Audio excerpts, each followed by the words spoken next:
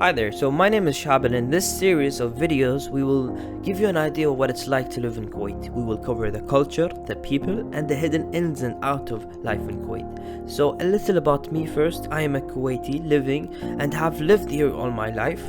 I am currently a medical student. I was studying in Melbourne, but during the pandemic I'm currently back in my hometown. I thought about making a video to share my experiences about living in Kuwait, and if I were to describe life here, I would say it's quiet. I say that because it's calm in a sense that there isn't much to do. And it's no secret, the majority of Kuwaiti students, residents, everyone living here, usually they travel abroad during the breaks because there isn't much to do. There is a limited options of things you can do. So let's jump into the people. How are the people here?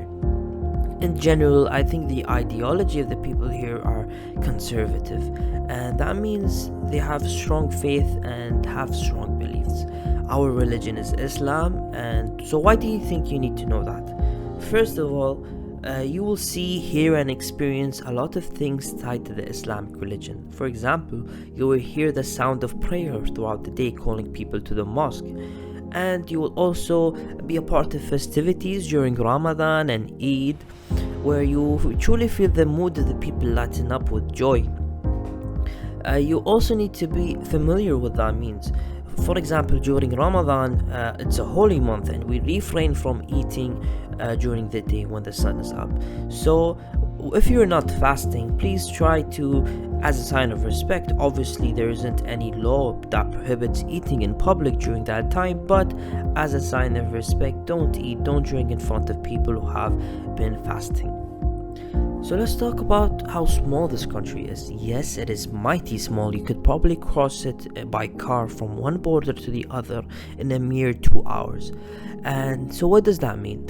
It means that there is a privilege with a small country, which is that we all know each other. That's maybe cliche, but it's not to say that we know each other personally. It's more to say that if I ask about you, one or two people, they would tell me about who your parents are, what your reputation is like, what you've done for a living, that kind of thing.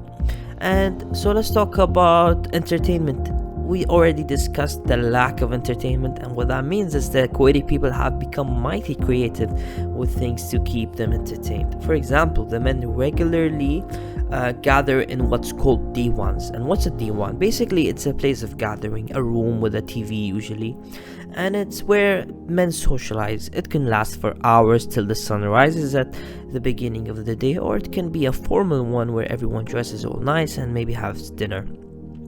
And ladies also have a sort of gathering, but they are much more expensive. They are called istiqbals, and the translation for that is receptions. They are very expensive and posh events where ladies invite their family members, relatives to socialize and probably arrange marriages for their sons and daughters.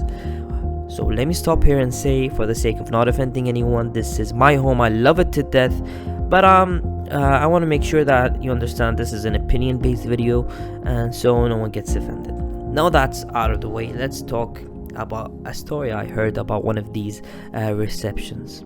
So one time I heard a story about a lady flying in desserts all the way from France.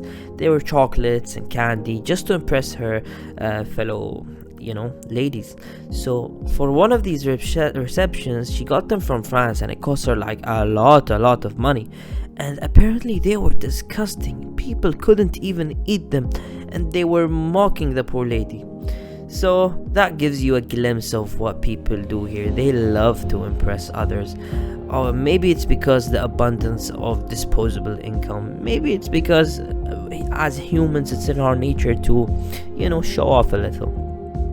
Anyways, so this has been a kind of experimental video. I hope you enjoyed the video.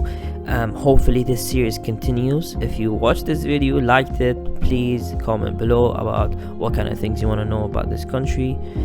Perhaps we'll talk about money next. Perhaps we talk about the way of living over here, and whatever you want, just comment it down below and I'm sure we'll do the video. Thank you and have a nice day.